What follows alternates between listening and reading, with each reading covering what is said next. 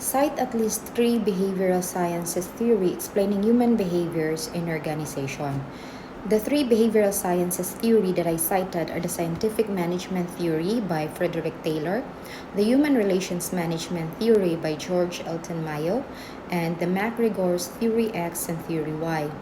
Scientific management theory looks for the efficiency or productivity of the workers, while the human relations management theory is more concerned on the workers' need.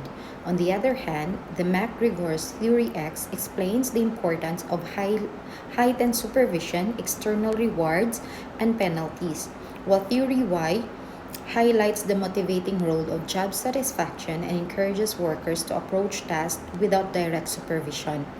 In today's environment, among the 3 behavioral sciences theory, I guess the human relations management theory seem to be the most relevant as the world is continually changing. Likewise, the workers' needs and environment and their value too.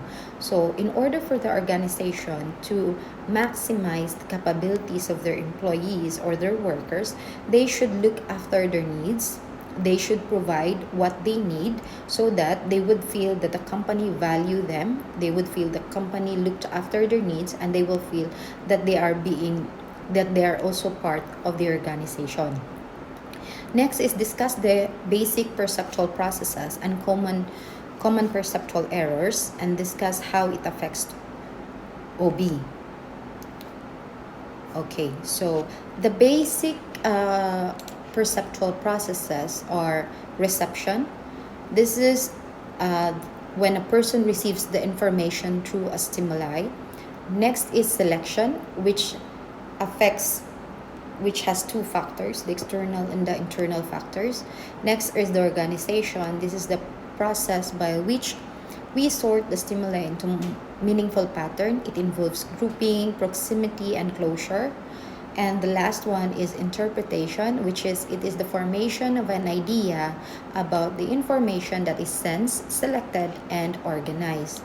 And the common perceptual errors are the primacy or recency effect, stereotyping, halo effect, projection, selective perception, and expectancy effect. In organizational behavior and business, perception often helps shape a person's personality and how they act in certain situation. This can affect how they respond to certain things like stressful situation, their performance at task, and even their creativity. For management, paying attention to personality traits in employees can help them determine the person's work ethic and strengths. That is, if the manager's perception is not hindered in some way. Next is how learning takes place in organization, and outline basic learning models that influence OB. Organizational learning is the process by which an organization improves itself over time through gaining experience and using that experience to create knowledge. The knowledge created is then transferred within the organization.